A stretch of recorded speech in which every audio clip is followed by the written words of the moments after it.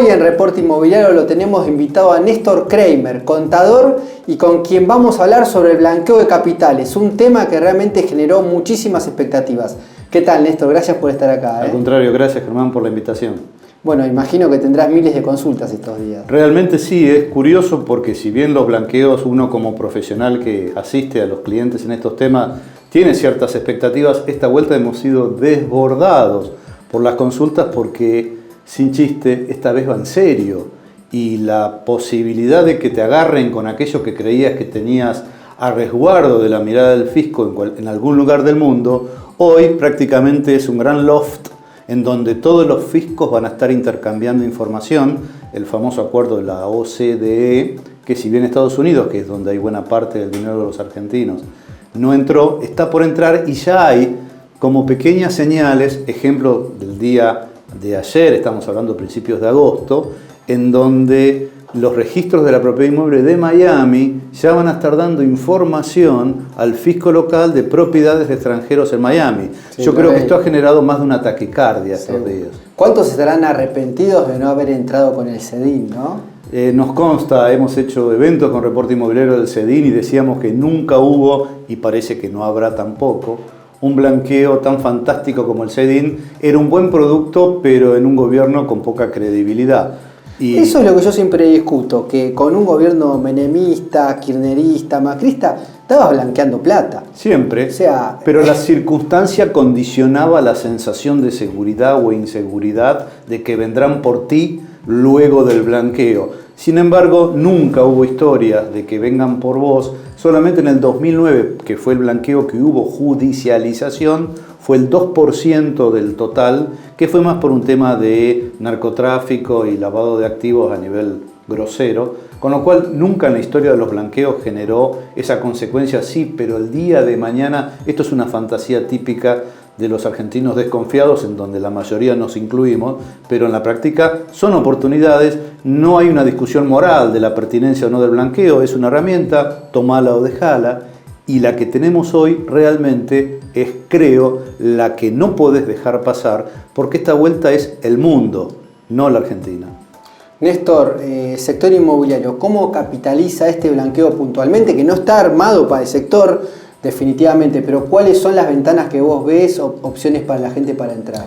A ver, Germán, lo dijiste claramente, son ventanas porque hay varias oportunidades y esto va a ser una especie de accidente de acuerdo a cómo sea tu perfil patrimonial no declarado.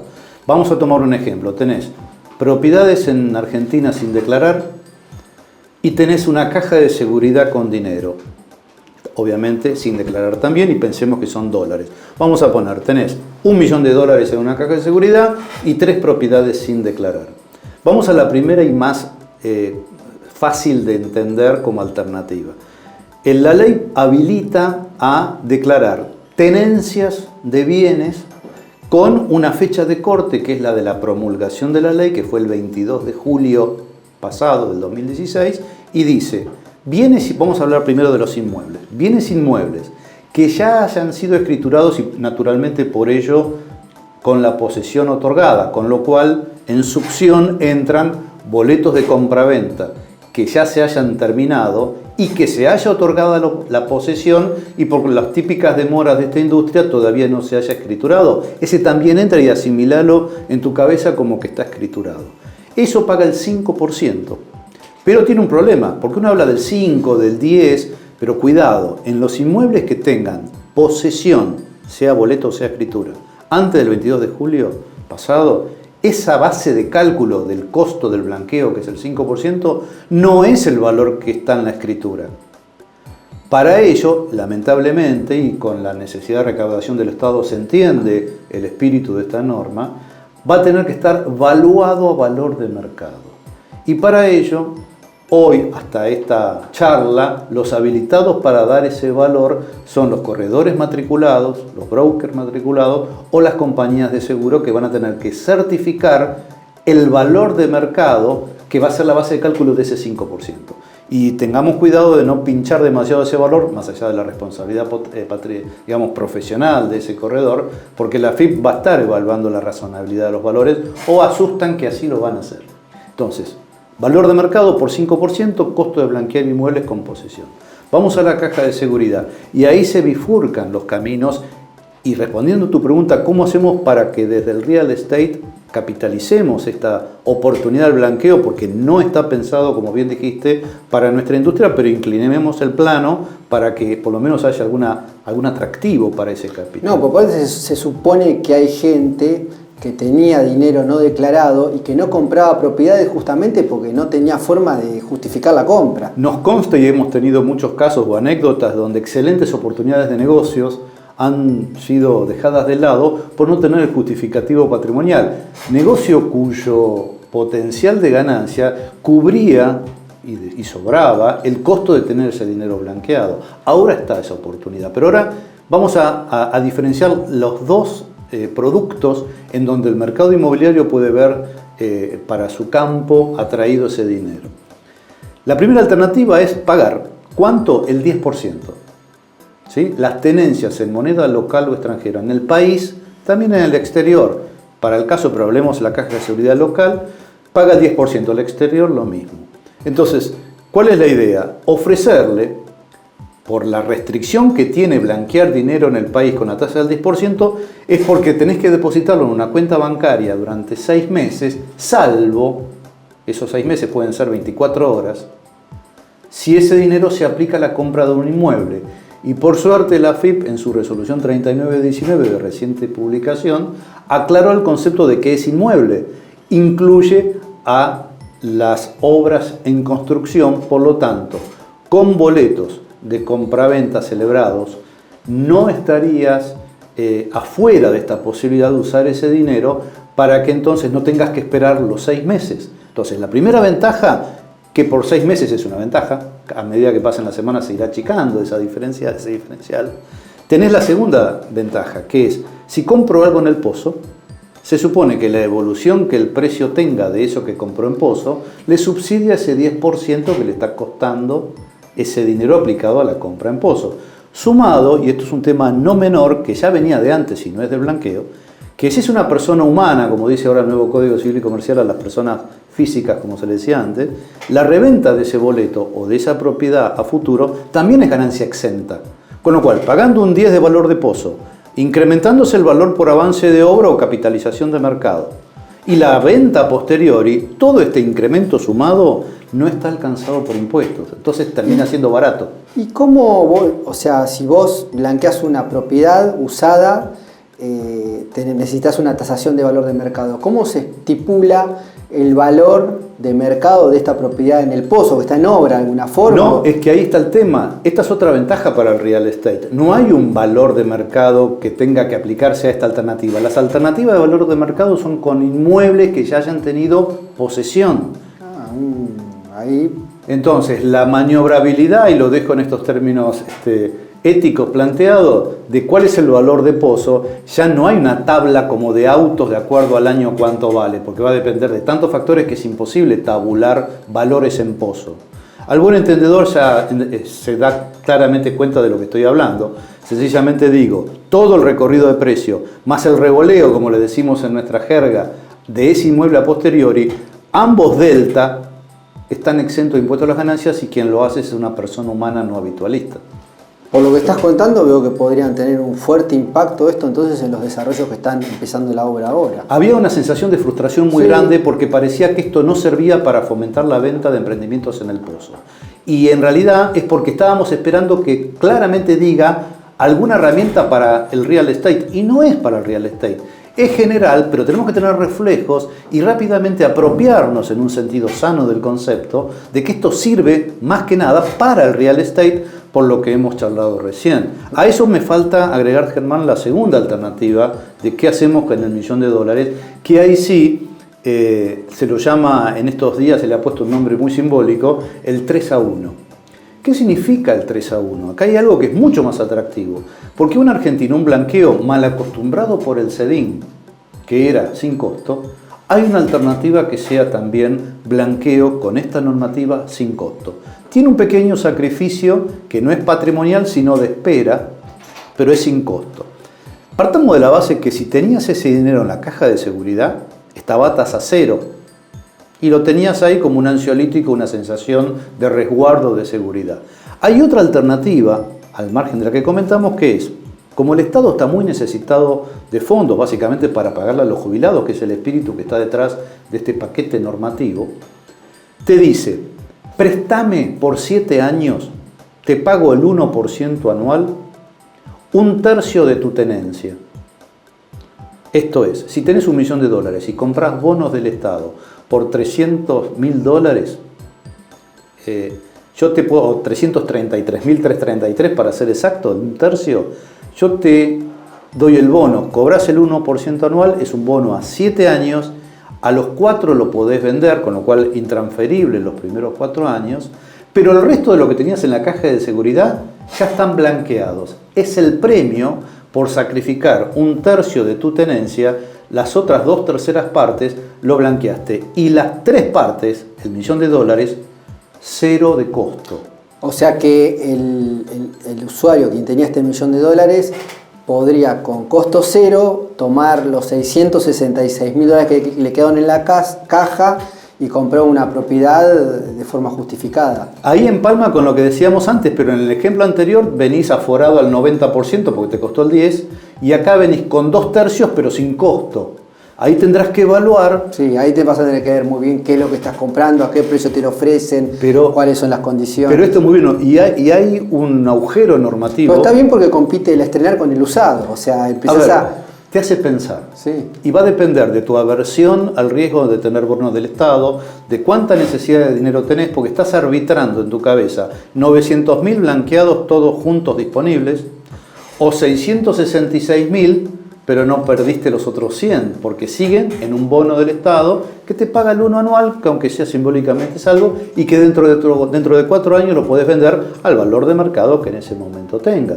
Con lo cual no es tan sencilla la decisión, y es bueno que no sea sencilla porque da más opciones. Lo importante como telón de fondo es que todo esto volcado al real estate, un buen speech comercial sería: haga un combo, ponga 100 en bonos y 200 en ladrillos, que ahí empalma con el discurso anterior, a costo 0, comprando en el pozo, que el recorrido de precio, que el revoleo exento, porque lamentablemente... O sea, ya el desarrollador tendría que tener todo armado para ofrecerle los bonos y los metros cuadrados. Como nunca los reflejos y la adaptación del modelo de negocios por esta variable que viene de afuera, exógena del blanqueo, hay que resetear la cabeza, rápidamente reestructurar, y hoy la vedette es la parte negra, la parte blanca, el blanqueo, por dónde me conviene, qué me conviene. Y esto es importante, ¿por qué? Porque el real estate tiene una gama de productos muy atractivos donde todos calzan, con un atributo, y por último, adicional, que es: no hay nada arriba del dólar que se le acerque al dólar como el ladrillo en sensación de tranquilidad para el argentino tipo. Lo que estaba pensando es que la opción del 3-1 le compite también al mercado local con compra de inmuebles en el exterior. Y sí, de alguna manera sí, pero fíjate que más o menos. ¿Por qué? Porque este dinero blanqueado del 2-1, ese 2 o ese 3-1, te quedan 2 libres y 1 en un bono. Sí. Estos 2 libres podés comprar una propiedad en Miami. A eso voy. Por eso digo que te compite mucho el mercado del exterior. El tema es que cuando ya estás escuchando esto de que las propiedades en Miami van a estar informándose, y vos dirás, bueno, pues yo estoy blanqueado, claro, pero vas a estar en un listado de un argentino que tiene propiedades en Miami. Entiendo, intuyo que la propensión a compras en el exterior, con esta transparencia extrema a la que se está llegando, en alguna medida algún desborde local va a tener. Y como nosotros somos microactores en un mercado, bueno, intentemos a nuestro radio de influencia convencer a amigos que conocemos y todos tenemos, que tienen dinero o propiedades afuera, que hay una alternativa local sumamente interesante. Para cerrar, Néstor, ¿cómo ves el tema de los fideicomisos financieros, fondos comunes de inversión, que se crearían también para que quienes entren paguen tasa cero? ¿Eso crees que va a ser posible? Yo creo que está generando mucho más expectativa. La gente cree que va a ser para cualquiera de los desarrolladores que estamos intentando generar negocios. Y tengo una mala noticia: por los tiempos exiguos que la Comisión Nacional de Valores, a través de la resolución 672 de reciente publicación, está poniendo el 11 de marzo, antes del 11 de marzo del 2017, los fondos comunes de inversión cerrados, que son los que tengan que tener adentro proyectos inmobiliarios estructurados y calificados para estar ahí adentro, no se llega, salvo que hayas empezado hace 6 meses, seas un producto o un proyecto de gran escala que permita que mueva la aguja para lo que es un mercado de capitales. Porque un 866 o 5.000 o 6.000 u 8.000 metros no se banca el costo de estructuración, con un problema adicional que no es menor. El comprador de una cuota aparte de un fondo común de inversión que tiene que tener 5 años de maduración, está pensando en un papel que se compra y vende en la bolsa. Acá, el subyacente es un proyecto de inicio, o un proyecto urbanístico, inmobiliario.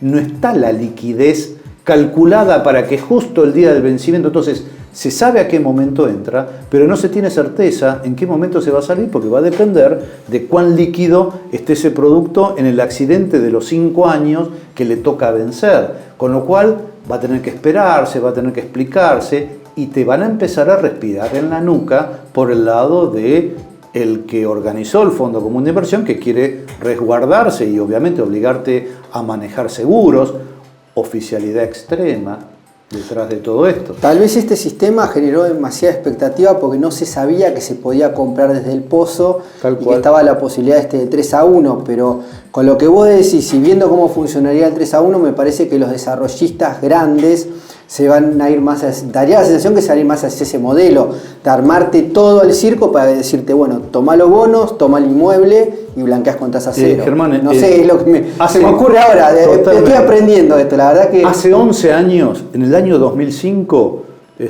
muy jovencito en aquella época, tuve la oportunidad de participar de la estructuración de un fideicomiso financiero inmobiliario con oferta pública. Es inviable por los costos de estructuración, los tiempos y cómo vivo en una pecera frente a la Comisión Nacional de Valores, frente a los auditores, frente al resto de organismos y el fisco, porque estás tomando ahorro público. Pareció una buena alternativa para los bancos para dar crédito hipotecario, el UBI. O sea, ahí totalmente. Se lo voy a captar dinero, gente que blanqueaba tasa cero, ese dinero se vuelca al sector hipotecario, pero el tema, claro, es que cierran los tiempos. Me falta lo peor de todo. Todo esto es inviable per se, a menos que, y fíjate cómo estamos subordinando variables que no son controlables. Los fondos comunes de inversión abiertos, que son los que cotizan en bolsa con títulos públicos, que vos entrás y salís cuando querés, no pagan impuestos a las ganancias. Los fondos comunes de inversión cerrados, que son los que habilita para esto, pagan impuestos a las ganancias. Olvídate. Con lo cual, si el proyecto subyacente paga el 35%, porque está grabado, en la industria nuestra está como cualquier industria grabado. Cuando le paga el cuota partista, si lo que cobra es mayor a lo que puso, que obviamente esa es la expectativa para que haya puesto plata, esa ganancia vuelve a pagar el 35%. Es una doble imposición que es curioso ver el entusiasmo que esto genera cuando tendríamos que decir en un lenguaje cotidiano, paren muchachos, hasta que no se reforme la ley del impuesto a las ganancias, que entraría la reforma impositiva en tratamiento parlamentario, dicen en pocas semanas, si es como está hoy, no perdamos más tiempo. Nadie va a entrar porque lo que le pide el inversor, neto de toda la carga fiscal, y con el interés, nuestra industria no es generadora de una rentabilidad que pueda bancarse esos costos. Entonces, no perdamos tiempo, sigamos indagando y esperemos que cambien estos fundamentals que, como están hoy, hacen inviable la opción. Bueno, Néstor, gracias. Acá al pie de la imagen está tu mail por si te quieren hacer consultas. La verdad que clarísimo. Y nos vemos en un evento dentro de poco. Vamos a organizar otro evento, seguramente específicamente sobre blanqueo. Ojalá que sí. Gracias, Germán. Y esperemos que el real estate aproveche esta oportunidad. Gracias, Néstor. Esto fue Reporte Inmobiliario TV.